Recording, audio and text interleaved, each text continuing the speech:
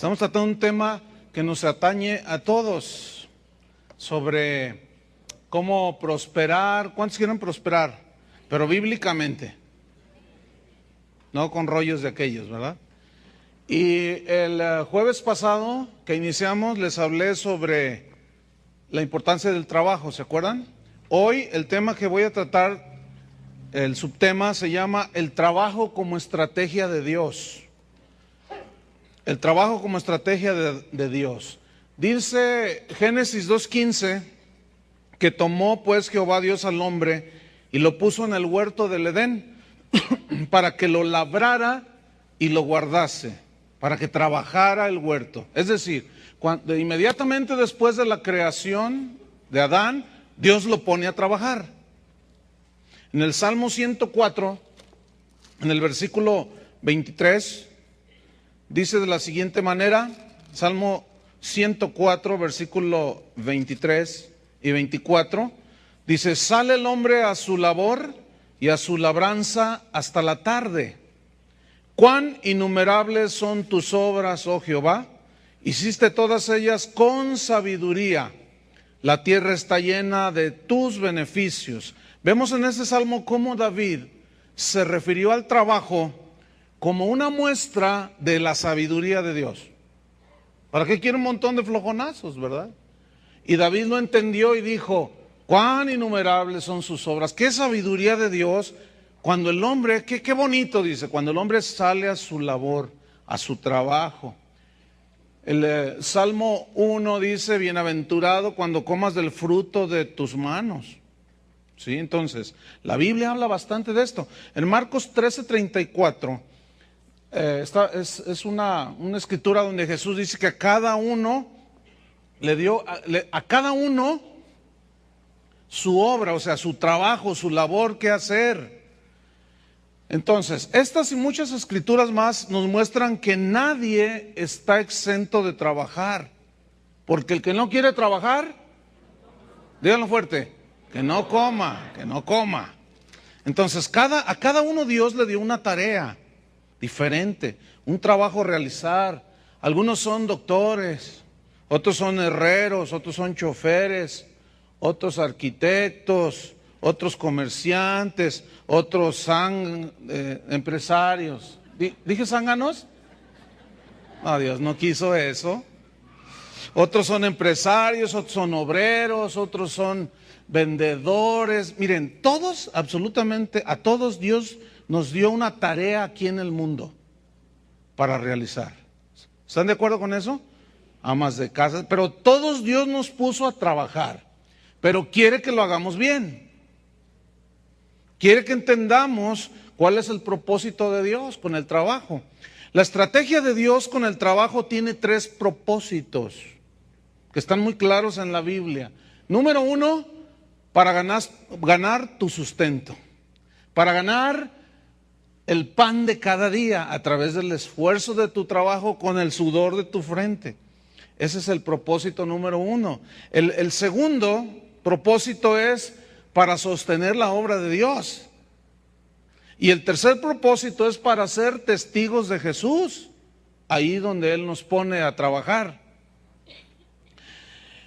Trabajar, nos pone el Señor a trabajar, pero Él quiere que tengamos el conocimiento y el entendimiento de que es el plan de Dios trabajar, y si lo hacemos con entendimiento de lo que estamos haciendo, va a producir un fuerte impacto en el mundo, o al menos la gente que te rodea. Pero el no cumplir con el plan de Dios en lo que tiene que ver con el trabajo va a producir un impacto negativo. ¿Por qué? Número 1, porque robas a tu familia. Número 2, robas a la obra de Dios. Y número 3, pues cierras la posibilidad, robas la posibilidad de salvación a los que te rodean, que no conocen a Cristo. La base bíblica de lo que acabo de decir está en 3 textos. Primero de Timoteo capítulo 5, versículo 8. Hoy voy a irme un poco más rapidito. Si no lo alcanzan a abrir, lo anotan o a ver cómo le hacen. Pónganse a trabajar bien en la Biblia. 1 Timoteo 5:8 dice así: porque si alguno no provee para los suyos, y mayormente para los de su casa, ha negado la fe y es peor que un incrédulo. Malaquías 3:8. Aquí habla del que no suple para su familia, roba a su familia. Malaquías 3:8. Este texto es conocido. Dice así: ¿robará el hombre a Dios? Pues vosotros me habéis robado y dijisteis: ¿en qué te hemos robado? En vuestros diezmos y ofrendas. Fíjense, roba a la familia, lo cual es una injusticia. No participa en el desarrollo de la obra de Dios, entonces roba a Dios, quien no cumple con este plan. Y 2 Tesalonicenses 3, en el versículo 6, segunda carta a los Tesalonicenses capítulo 3, versículo 6, dice: pero os ordenamos, hermanos, en el nombre de nuestro Señor Jesucristo, que os apartéis. Fíjense, incluso Pablo es más drástico, que nos apartemos. ¿De quiénes? De todo hermano. No está hablando de los paganos, de los cristianos. De todo hermano que ande desordenadamente, y no según la enseñanza que recibisteis de nosotros. Este andar desordenadamente, ahorita vamos a ver a qué se refiere. Porque vosotros mismos sabéis de qué manera deben imitarnos. Pues nosotros no anduvimos desordenadamente entre vosotros, ni comimos de balde el pan de nadie. En otras palabras, dice Pablo, yo no fui ningún gorrón. Y por ahí dicen que a la gorra no hay quien le corra. Y Pablo dice, yo no fui ningún gorrón, yo nunca me aproveché, nunca saqué provecho de nadie. Entonces Pablo establece que el que anda así, anda desordenadamente. El que se aprovecha de otros, no trabaja, no suple para las necesidades de él mismo ni de su familia, y va y les quita a otros. Eso es injusto. No se vale en el reino de Dios. Y eso es andar en desorden, según la Biblia. ¿Qué más? Dice, ni comimos el pan de balde de nadie, sino que trabajamos con afán y fatiga día y noche. No quiere decir que no dormía. Está hablando de que él se esforzó en trabajar, en el equilibrio que veíamos la semana pasada, para no ser gravosos a ninguno de vosotros. ¿Ven? Versículo 9. No porque no tuviésemos derecho, sino para daros nosotros mismos un ejemplo para que nos imitaseis. ¿Un ejemplo de qué? De trabajo. ¿Están comprendiendo? Un ejemplo de diligencia en el trabajo, de cumplir con las responsabilidades. Versículo 10, porque también cuando estábamos con vosotros, os ordenábamos esto: si alguno no quiere trabajar, tampoco coma, porque oímos que algunos de entre vosotros andan desordenadamente, no trabajando en nada, o como que dicen, le hacen que trabajan, no trabajando en nada, sino entrometiéndose en lo ajeno. Ese entrometiéndose en lo ajeno es en la provisión que le da Dios a otra familia, y llega el entrometido y con lisonjas y le pone carita de fíjate que, y préstame, y no tengo, y dame, y ahí andan. Y la Biblia dice, no, esos son desordenados y tienen que meterse en el orden. Dice en el versículo 12, a los tales mandamos, ¿qué más? Y exhortamos por nuestro Señor Jesucristo, que trabajando sosegadamente, diligentemente, ¿qué? Coman su propio pan. Pero aquí no hay gorrones, ¿verdad? Aquí no hay los que se entremeten en lo ajeno. Hay dos que tres, pero bueno. Entonces fíjense, Dice en el versículo 13, y vosotros, hermanos, no os canséis de hacer el bien. Es decir, hagan el bien, ¿cómo? Trabajando. Ese es el plan que Dios ha diseñado. Hay dos ejemplos bíblicos, hay muchos, pero les voy a mencionar dos, de trabajo y de generosidad, de cómo esta gente entendía. Uno es de un cristiano o de una cristiana, y el otro no era cristiano, pero vamos a ver cómo Dios bendijo la obra de sus manos y la actitud que había en su corazón. El primer ejemplo está en Hechos capítulo 9, en el versículo número 36, y es de una cristiana que se llamaba Tabita, la hermana Tabita. Hechos 9, versículo 36. Dice que había entonces en Jope una discípula. ¿Qué es un discípulo? Un seguidor de Jesús. Y un seguidor de Jesús debe de imitar a su maestro, ¿cierto? Entonces, si somos discípulos, tenemos que imitarlo a él. Él es el máximo ejemplo. Entonces dice que estaba esta discípula llamada Tabita, que traducido quiere decir Dorcas. Esta, Tabita, abundaba en buenas obras y en limosnas que hacía, en donativos, ofrendas que ella hacía, no solo a Dios. Trabajaba con sus manos, pero también ayudaba a otros. Era una mujer trabajadora y generosa, como muchas aquí, yo las aplaudo. Dice el versículo 37, y aconteció que en aquellos días enfermó y murió. Después de lavada, la pusieron en una sala. Y como Lida estaba cerca de Jope, los discípulos, oyendo que Pedro estaba allí, le enviaron 2 hombres a rogarle, no tardes en venir a nosotros.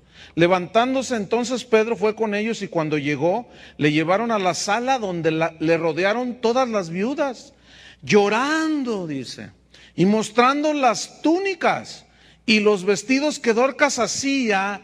¿Qué hacía Dorcas? Era una costurera. ¿Ven? Era una trabajadora que no se le cerró el mundo. Dice que las viudas la rodeaban, posiblemente, no dice la Biblia, pero posiblemente ella era una viuda que había perdido el sustento de su marido al morir, pero ella no se le cerró el mundo. Ella era discípula de Jesús y ella sabía que Dios le iba a dar un trabajo, y se puso a coser y hacía vestidos y hacía cosas allí que ella, túnicas y vestidos que ella hacía cuando estaba con ellas. Entonces sacando a todos, Pedro se puso de rodillas, lloró, y volviéndose al cuerpo dijo, Tabita, levántate. Y ella abrió los ojos, y al ver a Pedro se incorporó, y él dándole la mano la levantó. Entonces, llamando a los santos y a las viudas, la presentó viva. Esto fue notorio en toda Jope, y muchos creyeron en el Señor. Algunos que se mueren, me imagino que de esos que andan desordenados, no, ahí déjalo. Ahí déjalo ya, que se vaya con el Señor. Esta sí era trabajadora, y que el Señor haga un milagro.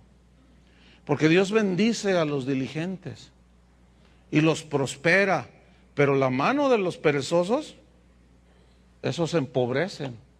Y cuando no hacen las cosas, si tú eres un trabajador, ya vamos a ver después este punto, y haces como que trabajas, y ahí nomás le haces, así también va a suceder en tu vida. El Señor como que te bendice y como que le hace que te bendice.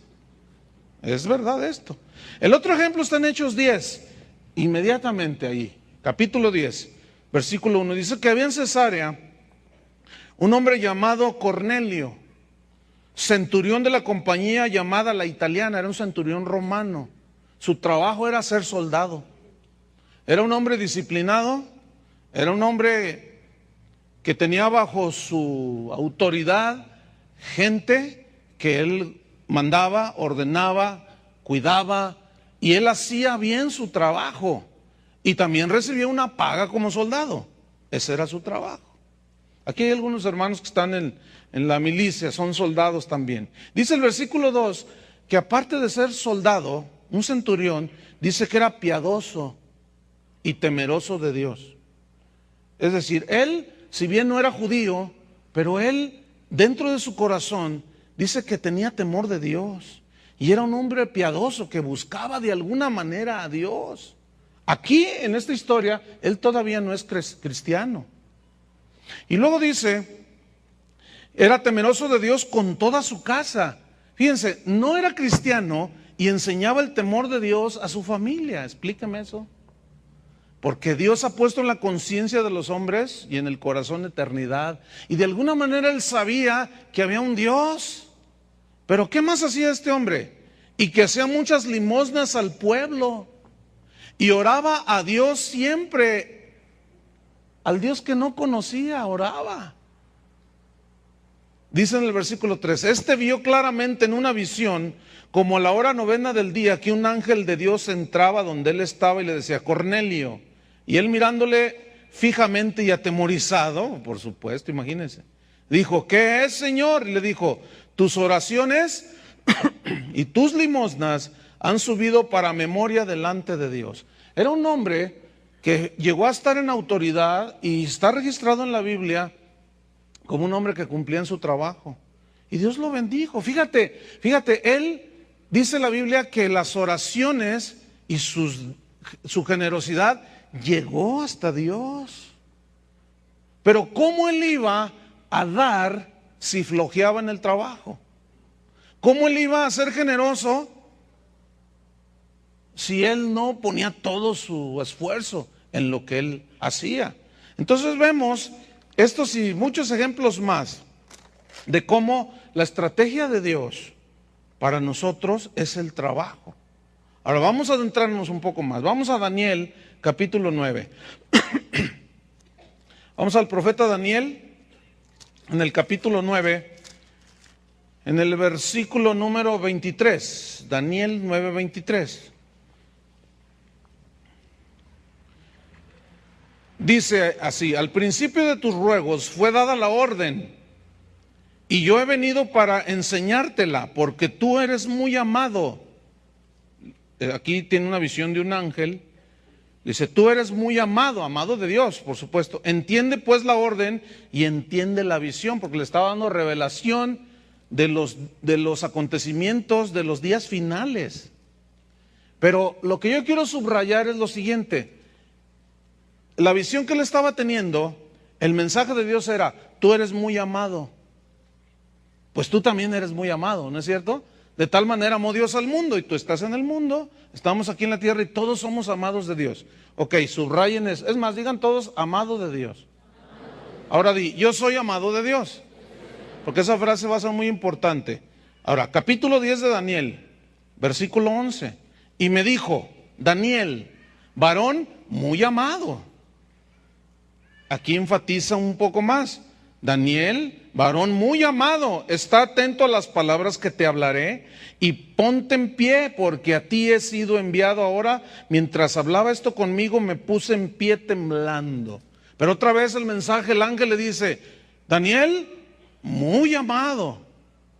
Y vamos al versículo 19. 3 veces le dice, y me dijo, muy amado, no temas. La paz sea contigo, esfuérzate y aliéntate. Y mientras él me hablaba, recobré las fuerzas y dije, hable mi Señor, porque me has fortalecido. Si ustedes notan, en esos 3 textos aparece la frase, primero, amado. Después, muy amado.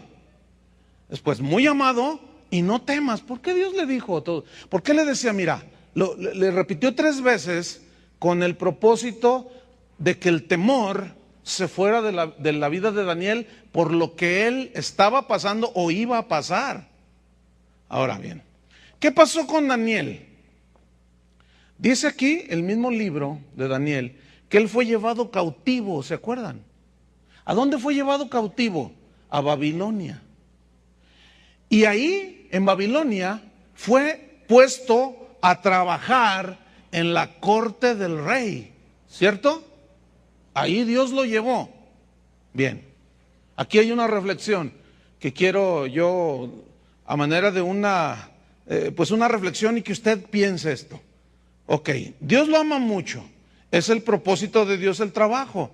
Pero ¿por qué Dios permitió que fuera llevado cautivo Daniel y trabajar en la misma corte del rey? Parece algo contradictorio de parte de Dios que Él llame a sus hijos a vivir una vida santa, apartada del pecado, y luego nos ponga a trabajar en un ambiente pagano. ¿No les parece algo como contradictorio? Dice, tú eres mi hijo, eres muy amado. Y luego nos pone a trabajar en un lugar rodeado de gente horrible por cómo viven, llenas de pecado. Parece una contradicción, eres muy amado.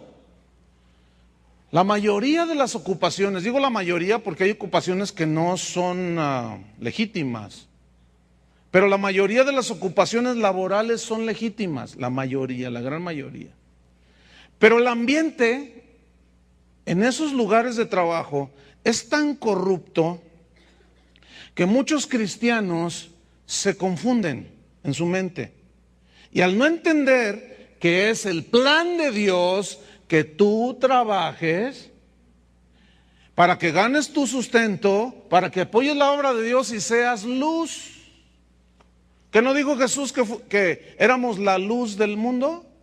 ¿Luz para quién? Para las tinieblas. Y si nos apartamos, entonces ¿cómo vamos a hacer luz? Y ahí es donde muchos cristianos se confunden acá, en su mente. No saben ubicar las cosas y luego piden oración y dicen, pastor, ore por mí para que Dios me saque de ese trabajo. Porque mis compañeros, mire, uno es un seguidor de Walter Mercado. Otra es una señora tan loca, se acuesta con todos ahí. Y a mí ya se me insinuó. Fuman marihuana, son adúlteros, hay 2 homosexuales, hay 3 lesbianas. Pastor, ore por mí para que Dios me dé otro trabajo.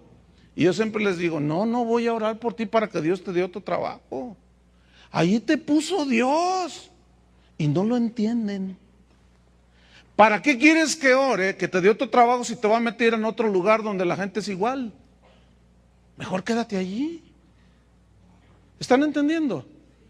Entonces, mientras no comprendamos el plan de Dios, no vamos a cumplir con inteligencia y sabiduría lo que Dios ha diseñado. Entonces, no se confundan, hermanos. Es fácilmente comprensible que en cualquier centro de trabajo, en el que sea, en el taller más sencillo, en la fábrica más grande, en la empresa de más renombre, donde sea, en el hospital más sencillo como en el más acá, donde van los ricos, los que tienen para pagar millones de pesos cuando les da gripe. Pero en cualquier centro de trabajo el nombre de Dios se toma en vano, ¿no es cierto? En cualquier centro de trabajo se cuentan chistes obscenos, rojos, colorados. En cualquier centro de trabajo el robo, la tranza, porque el que no tranza no avanza, acuérdense. El robo, la tranza, la mentira son comunes. Son comunes. Es normal. Las mujeres se visten provocativas en todos lugares. Y a veces vienen a la iglesia así. Pero eso es otra cosa. El adulterio es muy normal. Oye, ¿supiste que se metió aquel con aquella? ¡Ay! Y no los cachó la esposa. No, es retonta. El homosexualismo, el lesbianismo es tan natural ya. Eso está en todos lados, hermanos. La infidelidad, el egoísmo, todo lo peor está en todos lados, porque todo eso lo trae la gente. Y donde tú trabajas, hay gente. Entonces necesitas entender el propósito de Dios. Muchos cristianos, al no entender el propósito de Dios, son cristianos bien intencionados, pero equivocados, porque al no entender el plan de Dios, que Dios precisamente nos envía allí para hacer luz, para ganar el sustento, número 1, para apoyar la obra de Dios también, con lo que obtenemos de ganancia o de paga, y luego para hacer luz a los demás. Y muchos cristianos, al no entender, empiezan a cristianizar todo. El café cristiano, la librería cristiana, todo cristiano, el colegio cristiano, todo, empiezan a cristianizar todo. ¿Por qué? Porque, pues para que Yo los he escuchado, ¿no? Cuando dicen, y a veces hay algunos hermanitos bien intencionados, pastor, fíjese que Dios me puso en el corazón poner un restaurante cristiano. Oh, qué suave, ¿no? Yo ya sé por dónde va. Es que, mire, uno llega a los restaurantes y hay de todo. Y ay, no, dice. Y Dios me puso en mi corazón, me habló claramente en un sueño. Me dijo que pusiera un restaurante cristiano. Así, ¿y qué vas a hacer en el restaurante cristiano? Pues mire, el propósito es para que los hermanos pues no vayan al McDonald's ni a ningún lugar de esos, y que vayan ahí y en un ambiente cristiano, y Chuy García ahí con su guitarra, cantando, y luego Julio le hace segunda acá, y pues un ambiente así bonito. Le digo, oye, ¿y si un día va uno que no es cristiano y fuma? Ay, pues ¿no lo vas a dejar entrar? Te van a decir que lo estás discriminando. No, es un rollo, hermanos. ¿Cuál restaurante cristiano? Ni que nada. Cálmense. Cálmense. ¿Qué es eso? Eso son muy bien intencionados. Pero ese no es el plan de Dios, hermano. Ese no es el plan de Dios. ¿Qué dice la Biblia? A mí me interesa lo que dice la Biblia respecto a esto, ¿no es cierto? Bueno, vamos a ver, Santiago 1:27. Este asunto de querer cristianizar todo, bueno, finalizando el primer siglo, comenzó esta distorsión de tratar de cristianizar todo. Santiago 1:27, al no entender el propósito de Dios, pues gente bien intencionada pensaban que apartarse del mundo era irse a la montaña. Y así fue como algunos se alejaban de la civilización, se trepaban en un árbol, y así fue como salieron los monasterios, pensando que así se apartaban del mundo, pero nunca entendieron que el mundo se lleva en el corazón. En fin, Santiago 1:27, vamos a ver qué dice la Biblia. Dice, la religión pura y sin mácula delante de Dios el Padre es esta. Fíjense qué simple. Visitar a los huérfanos y a las viudas en sus tribulaciones y guardarse sin mancha del mundo. ¿Se acuerdan que Jesús les dijo, en el mundo tendrán aflicciones? Ustedes están en el mundo, pero no son del mundo. ¿Entienden eso? Entonces, ¿por qué ese espíritu de escapismo? No, los escapistas más extraordinarios que hay son los cristianos. Porque decimos, Dios me dijo el café cristiano, la empresa cristiana. ¿Y a quién le vas a vender? ¿A puros cristianos? Somos re poquitos aquí en Guadalajara, vas a quebrar. Entonces, no. Fíjate, guardarse sin mancha del mundo. ¿Qué significa esto? Que estamos en el mundo, pero que podemos estar sin mancha, sin contaminarnos. Este es el punto, hermanos. No vas a lograrlo huyendo, saliendo de la realidad, no. Dios te puso allí para que seas luz. Repitan todos, Dios me puso donde estoy trabajando para hacer luz allí. Aunque sea de 15 watts, pero un poquito de luz. Porque hay algunos que usan muy poquito, pero bueno. Juan 17:15. El otro día me dice mi esposa, cámbiame el foco ahí de la estufa, porque lo prendes y no usa nada. Entonces lo saqué y lo limpié, tenía un poco de grasita, le dije, está un poco empañadito, le dije, no, mira, sí va a dar mucha luz, y lo limpié y todo, y ya lo metí, y le prendí, no, hombre, igual la lucecita, y luego ya lo vi, decía 10 watts, y yo dije, no, sí hay muchos cristianos de 10 watts, que alusan a penir, pues una lucecita aunque sea ahí. Dice mi esposa, no, ponme uno de 100, que haya cristianos de 100 watts. ¿Cuántos quieren ser de 100 watts? Hay algunos que son de 500, hay algunos que son tremendos, hermano. Juan 17, versículo 15, ¿qué dice allí? Dice así, no ruego, está orando Jesús al Padre, no ruego que los quites del mundo, ¿ya ven? Fíjense, cada vez que un cristiano viene a pedir oración para que el Señor lo quite donde está, es antibíblico eso. Está haciendo una petición que nunca se la va a contestar el Señor. ¿O no? Por supuesto, habrá excepciones, porque Dios tiene planes para cada uno, pero su voluntad perfecta es esa. No ruego que los quites del mundo, pero sí ruego que los guardes del mal que hay en el mundo. ¿Entienden? Entonces, ¿es la voluntad de Dios que yo esté ahí donde yo trabajo? Es la voluntad de Dios que estés ahí. Ay, hermano, pero usted no sabe cómo son. No me interesa saber cómo son. Lo único que entiendo es que es gente como cualquiera. No tienen a Dios. Tú sí tienes a Dios. Sé luz, trabaja con ganas. Puedes llegar a ser jefe. Y ya como jefe es otra cosa. Porque el jefe manda, ¿no? Digo, no los vas a obligar allí, pero oigan, ¿qué les parece si hacemos una oración para que Dios nos dé fuerza? Y todos, ahí ya empiezan todos. ¿Se han fijado? No sé a cuántos les ha pasado eso, ¿no? Empiezan, no, oiga, ¿de qué religión es? No, pues de ninguna. ¿O no crees en Dios? Pues sí, pues vamos a pedirle a Dios, ¿no? Pues sí. Y ya oran. Entonces, es la voluntad de Dios que estés allí, hermano. 1 Corintios 5.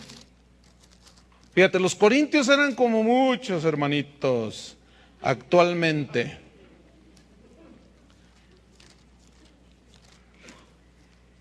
Primero Corintios capítulo 5, en el versículo 9. Los corintios no habían entendido esto. Y Pablo les tiene que escribir y les aclara y les dice: os he escrito por carta para que no os juntéis con los fornicarios. Pero luego él les aclara, versículo 10. Miren, ¿me entendieron mal? Yo les escribí para que no se junten con los fornicarios, pero no absolutamente con los fornicarios de este mundo, o con los avaros, o con los ladrones, o con los idólatras, pues en tal caso es necesario salir del mundo. ¿Entendieron mal? Mire, hay pastores que le dicen a la gente: aléjate, aléjate. No les hables a tus compañeros de trabajo. Tú llega, haz tu trabajo y salte. Eso no es lo que dice la Biblia, ¿cierto? Hay muchas cosas que se pueden hablar. Cuando yo empezaba a evangelizar a mi familia, que son de San Luis Potosí, en la mañana les contaba a los estudiantes de la escuela bíblica que tengo una tía que es de esas que cantan, bailan, hacen bailar, toman, fuman, de todo. Tremenda la tía. Entonces, yo ya les había compartido en otras ocasiones y llegué a una fiesta familiar hace años de esto. Entonces, cuando yo entro y me ve la tía, dice: ¡ah, ya vino el sobrino! Le hizo así, porque estaba baile y baile, ¿no? Dice: ya nos aguadaste la fiesta, sobrino. Yo le dije: tía, por favor, tome todo lo que quiera, fume todo lo que quiera, brinque todo lo que quiera. Pues yo qué, no, es que no puedo viéndote. Le digo: bueno, pero yo qué, le prohíbo yo, ¿qué? No, sobrino, ya nos aguadaste la fiesta. Y se sentó, toda agüitada. Y yo convivía con la familia y estaba la fiesta allí. Y yo con mi Coca-Cola. Y llegaba el otro tío: échale, don Pedro, échale, don Pedro. No, está bien así, tío, con eso. O sea, miren, hermanos, podemos convivir con la familia, pero lo que pasa es que se enojan algunos de los otros. Y luego tú te enojas y empiezas: pues vete al infierno. Y pues ya se pelea ahí la cosa. No, es la familia, hermanos. No podemos apartarnos de ellos. Fíjense, hay pastores que aconsejan que no vayan al funeral de la abuela. Si era la matriarca, ¿cómo no van a ir? Pero es que hay ídolos ahí. ¿Qué? Los ídolos no son nada. Ustedes ya llevan a Cristo en su corazón y no se van a ir a postrar ante nada. Y hay pastores, ministros, líderes que enseñan mal a la gente, hermanos. Y mal entienden el significado de apartarse del mundo. Entonces Jesús dice, no te ruego que los quites del mundo, sino que los guardes del mal que está en el mundo. Y debemos de confiar en esa oración de Jesús, porque la hizo a favor nuestro. Amén. Entonces Pablo les aclara a los corintios, no, mire, yo ciertamente les dije así, pero no. Más bien, dice en el versículo 11, más bien yo les escribí, es al revés, ustedes lo entendieron al revés. Más bien yo les escribí que no se junten con ninguno que llamándose hermano fuere fornicario o avaro, o idólatra o maldiciente o borracho o ladrón. Hay muchas formas de robar, ¿eh? Hay formas cristianas de robar. ¿Formas cristianas de robar? Sí. Oye, hermano, el Señor me dijo que pues usted me va a bendecir. Ah, mira. No, esa es una forma cristiana de robar. Dice, no, más bien yo les escribí que no se junten con ninguno que llamándose hermano fuera esto. Y todavía es más drástico, Pablo, aquí sí. Con el tal, ni aún comáis. Porque es indigno que alguien que se llame cristiano viva de esa manera. Entonces, ¿estamos captando el mensaje? Ok. Los cristianos entonces, salud, somos enviados al mundo. ¿A dónde somos enviados? Al mundo. No somos enviados a un lugar santo, un lugar donde todo así bien bonito y pura música cristiana. Hombre, a veces hay una música horripilante. Miren, antes de yo de trabajar en el ministerio, porque es un trabajo, hay algunos que dicen, ay, los pastores no trabajan, no trabajamos. Bueno, hay algunos que no. Se levantan a las 12 del día, de veras da vergüenza, pero hay de todo en la viña del Señor. Pero antes de trabajar en el ministerio, yo trabajé como cualquiera, en empresas, en hoteles, en lugares. Y yo sé lo que les estoy diciendo, hay de todo. Entonces nadie me puede decir a mí que no se puede. Si yo pude, ¿por qué tú no? Tú eres más inteligente que yo, ¿o no? No, ustedes son más inteligentes que yo. O cuando menos igual, porque somos hijos de un mismo padre, ¿no? O sea, lo que quiero decir, hombre, es que ¿cuál es la diferencia entre usted y yo? No hay ninguna diferencia. ¿O qué? ¿Dios tiene privilegiados? No. Pero la Biblia sí dice que los entendidos resplandecen en el reino de Dios. Pero también dice que los entendidos se les ilumina el rostro. Y los entendidos entienden todas las cosas. Entienda esto, hermano. Porque entonces usted va a llegar a su trabajo y va a ver a la loca aquella y al marihuano aquel. Pero bueno, usted los va a ver allí. Esa gente necesita a Cristo. ¿No es cierto? Entonces usted va con un corazón, pero no con un corazón de condenación hacia ellos. Nunca se nos olvide de dónde nos sacó el Señor. La mañana leía un pasaje impresionante ahí en Ezequiel,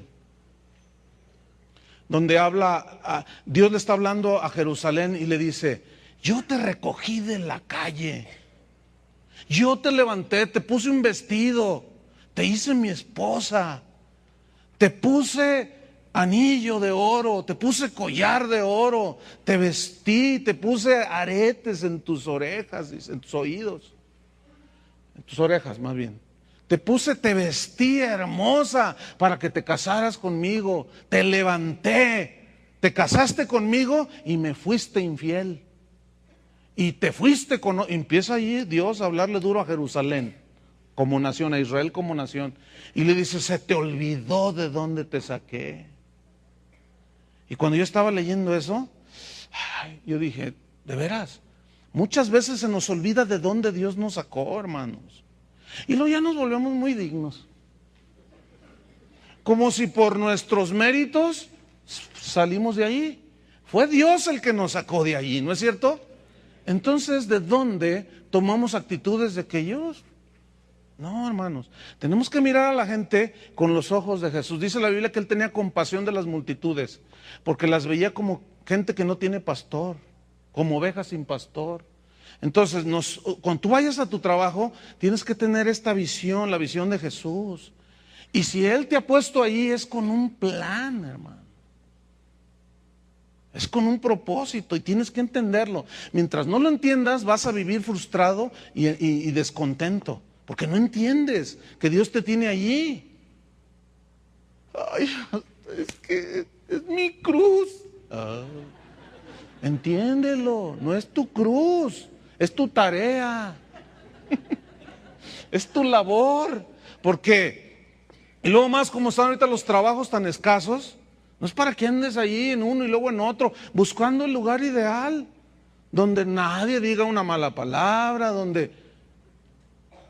Y luego, como las cosas están poniendo cada vez peor, antes, fíjate, yo recuerdo que entraba a algún supermercado como Gigante, Walmart y eso, y los empleados bien amables, y ahora enfrente de ti dicen cada barrabasada, y ya no hay nada.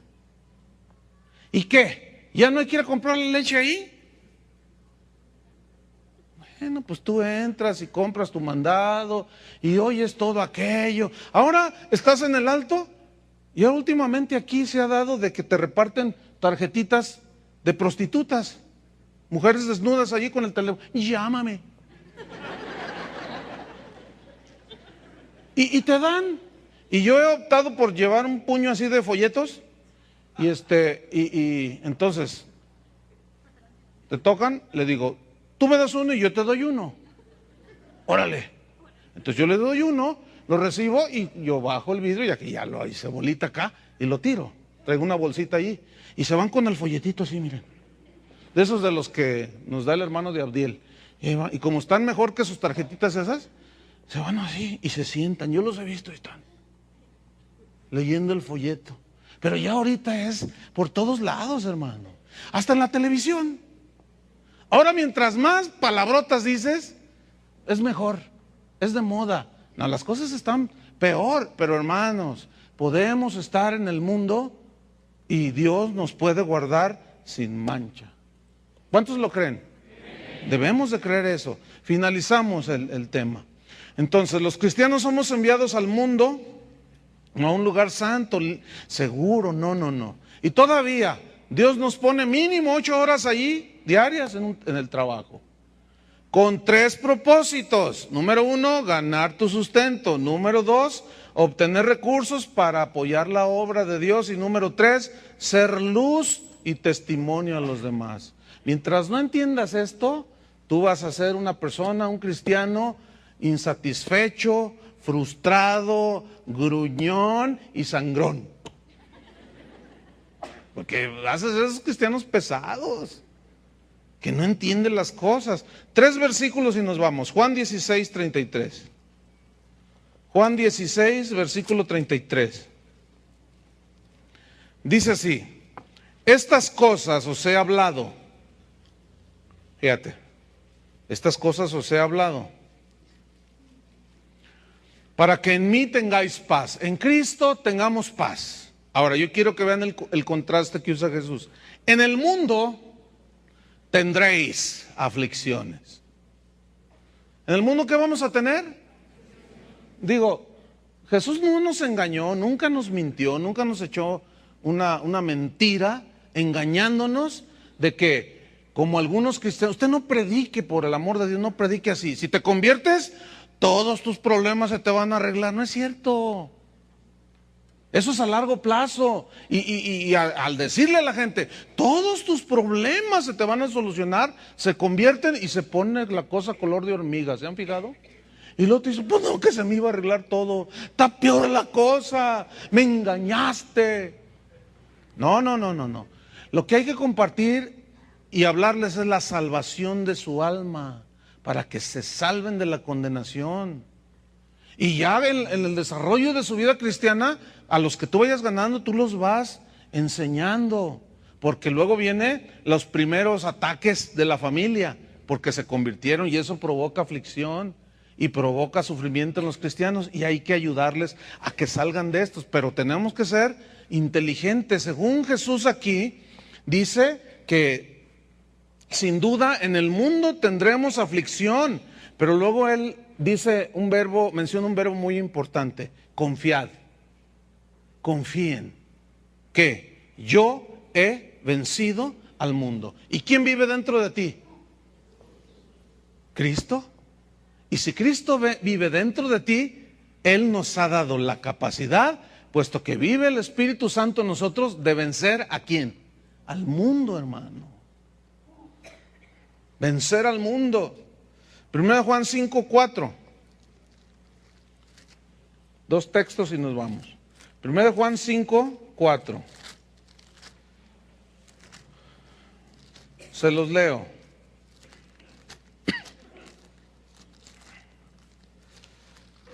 Dice así: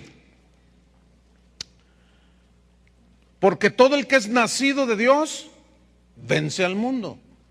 Si tú eres nacido de Dios y la naturaleza de Dios está en ti, si tú has nacido de nuevo, ya has arrepentido, has lavado tus pecados en la sangre del Cordero, dice la Biblia que los hijos de Dios, los que están en Cristo, nueva criatura son. Pablo decía que vamos de gloria en gloria.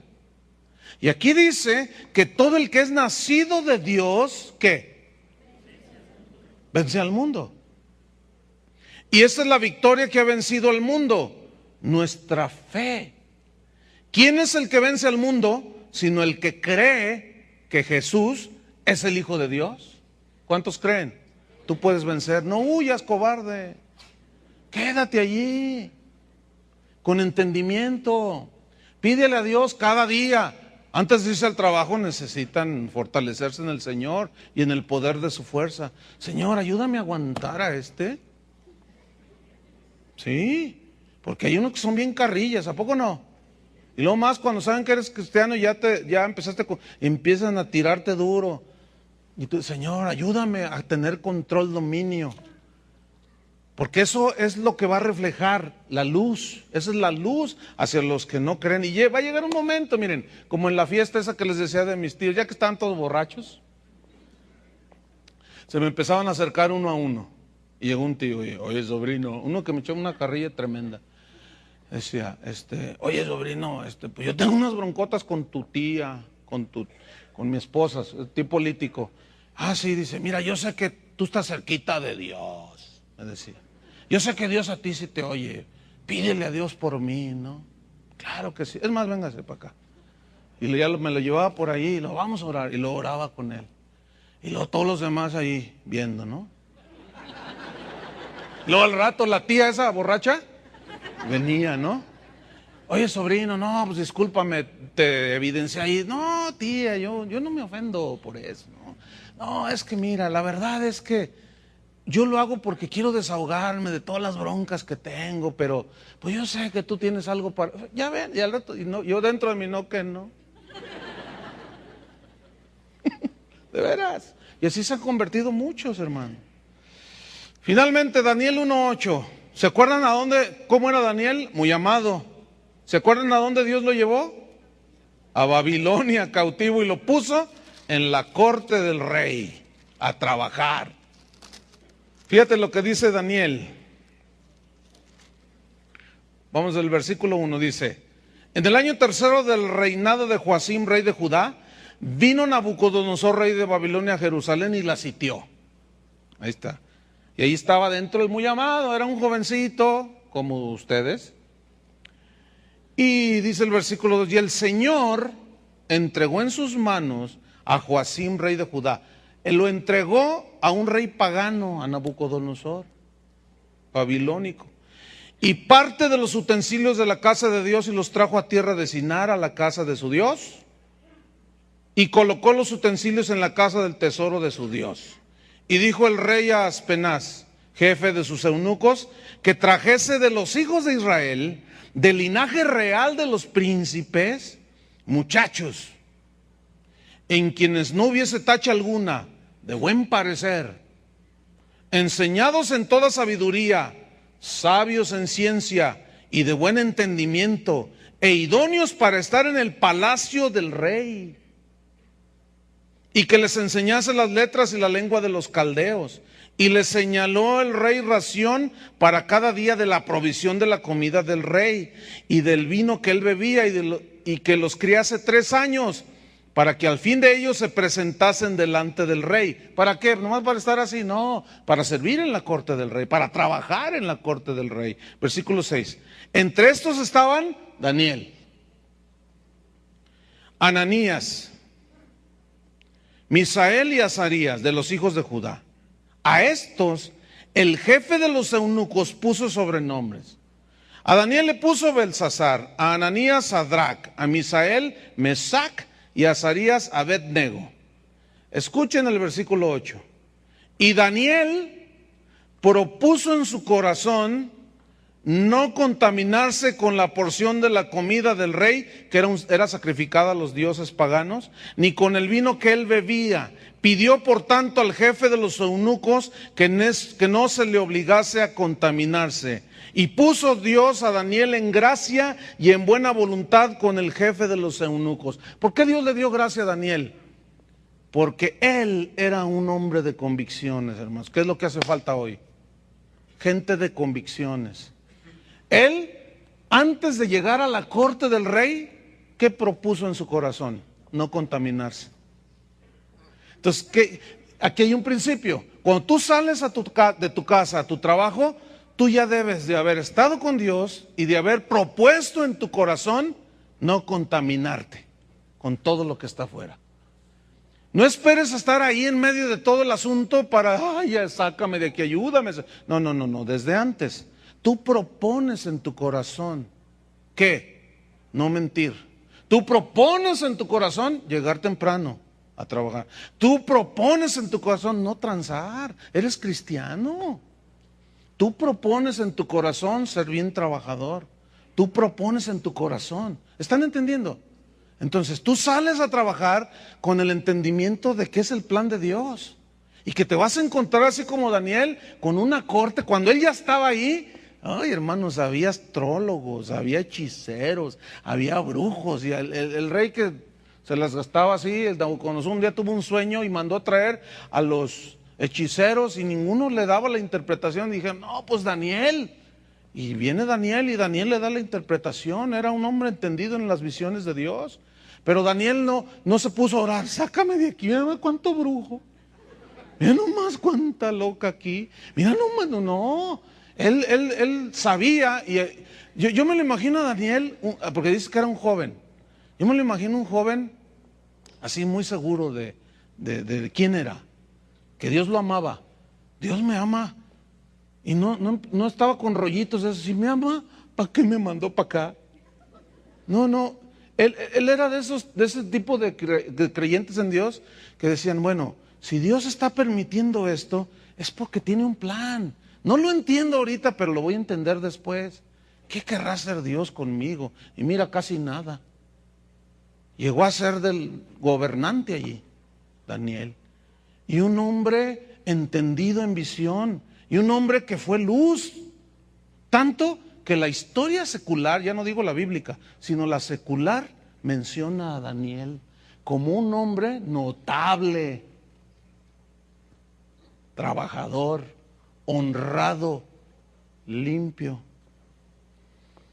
¿Cuántos quieren ser como Daniel?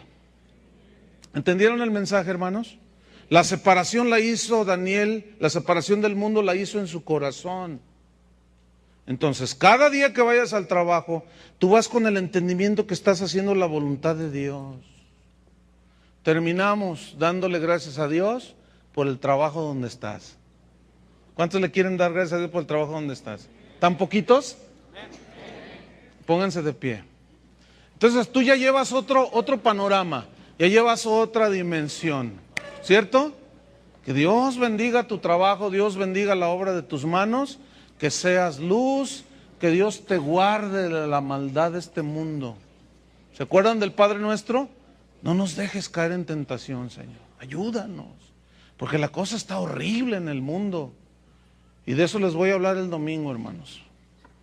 De la maldad del mundo. Y estoy encontrando unas cosas bien tremendas en la Biblia. Entonces, pero de eso les voy a hablar el domingo. Vamos a orar. Levanta tus manos a Dios. Y dile, Señor, gracias por abrirme el entendimiento. Estoy comprendiendo muchas cosas, Señor. Y en este momento te doy gracias Dile, abre tu boca y dile, te doy gracias porque soy tu hijo. Tú vives en mí y yo puedo vencer al mundo. Gracias por el trabajo que tú me has dado. Gracias por la oportunidad de que a través de ese trabajo yo puedo obtener el sustento para mí, para mi familia, y también puedo apoyar la obra de Dios. Pero ahora entiendo, Señor, que tú me tienes allí para hacer luz también al que anda en tinieblas. Señor, que no sea yo un ladrón, que no robe a mi familia, que no te robe a ti y que no les robe la oportunidad de salvación. Danos entendimiento, Señor, en el nombre de Cristo Jesús. Quiero bendecirlos, hermano. La Biblia dice que nosotros podemos bendecir. Padre, en el nombre de Jesús, yo bendigo a la parte de la heredad que me ha tocado, Señor, pastorear. Yo los bendigo en el nombre de Jesús, creyendo lo que dice tu palabra, que ellos son bienaventurados si no andan en el consejo de los malos, si no se sientan en la silla de escarnecedores. Prospera, Señor, todo lo que ellos hagan con sus manos, con su intelecto, con sus fuerzas. Los que tienen sus negocios, guarda los que los roben los empleados, porque hay muchos que son ladrones. Señor, yo pido una bendición, que ellos puedan ver que si nosotros caminamos en obediencia a la palabra de Dios, tú nos bendices, Señor. Si alguno no tiene trabajo, bajen sus manos. ¿Alguien no tiene trabajo? Levante sus manos. El jueves pasado oramos y ya me dieron algunos testimonios que en esta semana Dios les dio trabajos. Porque Dios quiere que trabajes. ¿Quién no tiene trabajo? Levante su mano. Miren, hay algunos así alto para que puedan ver. Vamos a orar para que Dios les dé un buen trabajo. ¿Cuánto quieren ganar? No se rían, es en serio. ¿O cuánto necesitan para vivir? Porque Dios sabe responder, ¿verdad? ¿Quieren orar por ellos? Acérquense, pongan sus manos sobre ellos. Vamos a orar. Señor, te damos gracias porque tú suples todas nuestras necesidades. Y estos hermanos tienen necesidad de trabajar, Señor. Es tu plan, es tu propósito. Tú no quieres que estén desempleados, Señor. Pedimos que tú les des un empleo que ellos necesiten, que a través de ese empleo ellos obtengan la provisión para vivir, la provisión para apoyar la obra de Dios, y que la luz que ellos tienen en su vida brille a los demás. En el nombre de Jesús. Amén. Que Dios los bendiga. Nos vemos el próximo jueves. Seguimos con el tema. Hiciste todas ellas con sabiduría. La tierra está llena de tus beneficios. Vemos en este salmo cómo David se refirió al trabajo como una muestra de la sabiduría de Dios. ¿Para qué quiere un montón de flojonazos, verdad? Y David lo entendió y dijo, cuán innumerables son sus obras. Qué sabiduría de Dios cuando el hombre, qué bonito dice, cuando el hombre sale a su labor, a su trabajo. El Salmo 1 dice, bienaventurado cuando comas del fruto de tus manos. ¿Sí? Entonces, la Biblia habla bastante de esto. En Marcos 13:34, es una escritura donde Jesús dice que a cada uno le dio, a cada uno su obra, o sea, su trabajo, su labor que hacer. Entonces, estas y muchas escrituras más nos muestran que nadie está exento de trabajar. Porque el que no quiere trabajar, díganlo fuerte, que no coma, que no coma. Entonces, a cada uno Dios le dio una tarea diferente, un trabajo a realizar. Algunos son doctores. Trabajar nos pone el Señor a trabajar, pero Él quiere que tengamos el conocimiento y el entendimiento de que es el plan de Dios trabajar, y si lo hacemos con entendimiento de lo que estamos haciendo, va a producir un fuerte impacto en el mundo, o al menos la gente que te rodea. Pero el no cumplir con el plan de Dios en lo que tiene que ver con el trabajo va a producir un impacto negativo. ¿Por qué? Número uno, porque robas a tu familia. Número dos, robas a la obra de Dios. Y número tres, pues cierras la posibilidad, robas la posibilidad de salvación a los que te rodean, que no conocen a Cristo. La base bíblica de lo que acabo de decir está en tres textos. Primero de Timoteo capítulo 5, versículo 8. Hoy voy a irme un poco más rapidito. Si no lo alcanzan a abrir, lo anotan o a ver cómo le hacen. Pónganse a trabajar bien en la Biblia. Primero de Timoteo 5, 8 dice así: porque si alguno no provee para los suyos, y mayormente para los de su casa, ha negado la fe y es peor que un incrédulo. Malaquías 3:8. Aquí habla del que no suple para su familia, roba a su familia. Malaquías 3:8. Este texto es conocido. Dice así: ¿robará el hombre a Dios? Pues vosotros me habéis robado y dijisteis: ¿en qué te hemos robado? En vuestros diezmos y ofrendas. Fíjense, roba a la familia, lo cual es una injusticia, no participa en el desarrollo de la obra de Dios, entonces roba a Dios, quien no cumple con este plan.